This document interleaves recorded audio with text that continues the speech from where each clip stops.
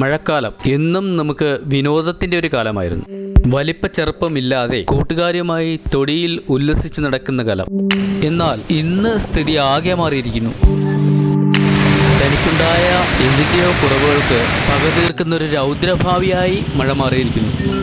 തൻ്റെ വഴി തടഞ്ഞ മനുഷ്യരുടെ വഴി അവരും തടഞ്ഞു തുടങ്ങി. വീടുകൾ വിട്ട് മനുഷ്യൻ നിലത്തിലിറങ്ങി. നിലത്തിലും രക്ഷയില്ലാതായി. മുതിർന്നവരെന്നോ കുട്ടികളെന്നോ വലിയവരെന്നോ ചെറിയവരെന്നോ ഭേദമില്ലാതെ എല്ലാവരും അതിനെതിരെയായി. തീവണ്ടി ഗതാഗതവും ബസ് ഗതാഗതവും എല്ലാം താളം തെറ്റി. പ്രളയം കഴിഞ്ഞാലുള്ള അവസ്ഥയോ പരിതാപകരമാണ്.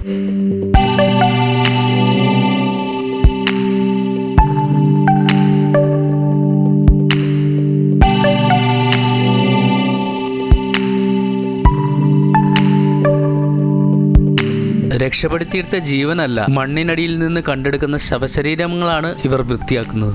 ഇന്നലെ കൂടെ ഉണ്ടായിരുന്ന ഒരു കൂട്ടുകാരന്റെ ശവശരീരം.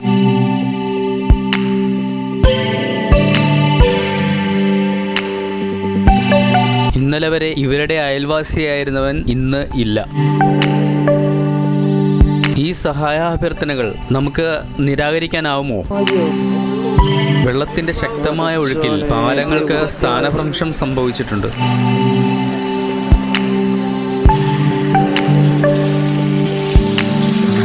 നമുക്കിതുവഴി സേഫായി എങ്ങനെ യാത്ര ചെയ്യാൻ പറ്റും?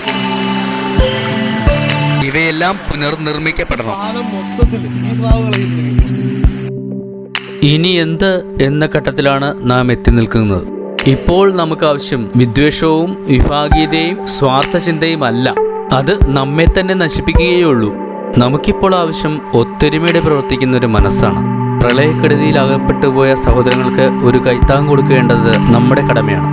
അതുവഴി ശിഥിലീകരിക്കപ്പെട്ട കേരളത്തിന്റെ പുനർനിർമ്മിതിയിൽ നമുക്കും പങ്കെടുക്കാം. ഈയൊരു ഉദ്യമത്തിൽ ഒരുപാട് സംഘടനകളും അതിൽ പ്രവർത്തിക്കുന്ന അംഗങ്ങളും ജീവൻ വരെ തൃണവൽഗണിച്ചുകൊണ്ട് സഹോദരങ്ങളുടെ ജീവന് വേണ്ടി അഹോരാത്രം പ്രയത്നിച്ചിട്ടുണ്ട്, പ്രയത്നിക്കുന്നുമുണ്ട്. ഈ മേഖലയിൽ ടെക്നോപാർക്കിലെ അംഗങ്ങൾ പ്രതിധ്വനി എന്ന സംഘടനയുടെ കീഴിൽ അവരുടെ സേവനം വളരെ സ്തുത്യർഹമായി നിർവഹിച്ചിരിക്കുന്നു. നമുക്കത് കാണാം.